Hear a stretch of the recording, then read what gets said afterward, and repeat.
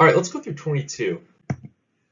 So 22 states let f be the function defined by f of x equals the natural log of x divided by x. What is the absolute maximum value of f? So the way we can calculate the absolute maximum value of f is by first figuring out what are the critical points. So if I take the derivative of both sides of this equation, whoops, got ahead of myself there. If I take the derivative with respect to x of f of x, and then I do the same to the other side, well, I can just recognize that the natural log of x divided by x is just natural log of x multiplied by 1 over x. So I will have f prime of x equals, I'll use the product rule, so I'll take the derivative of natural log of x, which is 1 over x, I'll multiply by 1 over x, which was this function right here. I will then take the derivative of 1 over x, which is going to be negative 1 over x squared, and then I'll multiply by that natural log of x. So whenever I simplify everything down here, I'm going to have, 1 minus the natural log of x divided by x squared, and all I did was just combine these two terms here under the same denominator, x squared.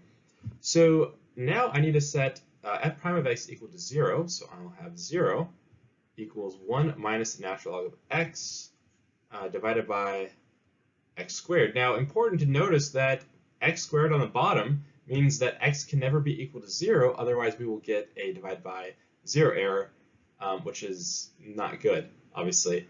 So we need to figure out when is the top equal to 0, right? So I'm going to say 0 equals 1 minus the natural log of x. And if I add natural log of x to both sides, I have that it equals 1. And we should know that the only time that natural log of x is going to equal 1 is whenever x equals e. So this is going to be our critical point here. So if I look, if I have a number line, this is 0, and maybe this is e. If I go to the right of e, well, going back to this function right here,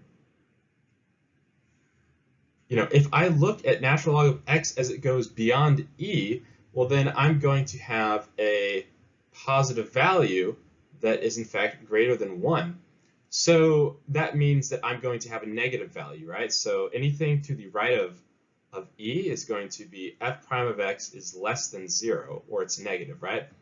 And then similarly, if I go less than e, well then now I start getting negative values for my natural log. So I have, negative values, right?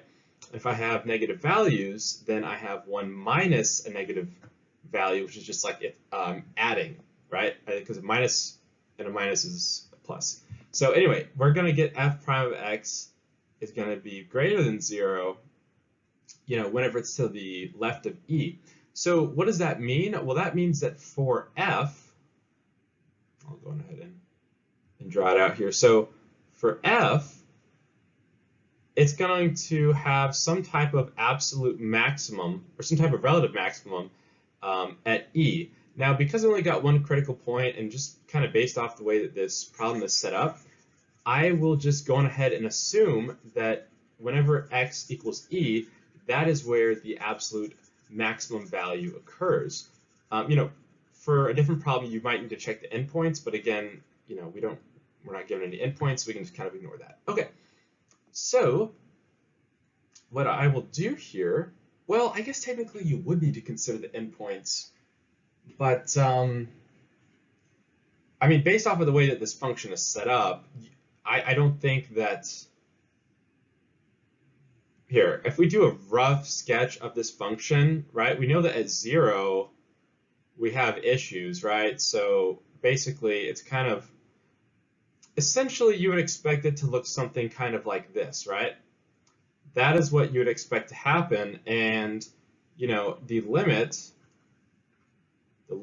as, how do I do this? The limit as x approaches infinity for the natural log of x divided by x. Let's see, what would we get? You'd have to use L'Hopital's rule. Well, I'm not going to go into this right now, but just know that this is, this is basically, it should go to 0. So this should approach 0, which is not going to be the absolute maximum value. So anyway, let me go ahead and just erase that. And here, let me just get back to it. So I want to figure out what is the absolute maximum value of f. So I want f evaluated when x equals e. So I will just go ahead and plug in e for x here, and I will get 1 over e as my absolute maximum value, which is going to be answer choice B. So therefore, B is going to be the correct answer. Yeah, I know I kind of hand waved through some stuff, kind of explained it quickly, but if you have any questions, please feel free to comment below. And yeah, I will see you in the next video.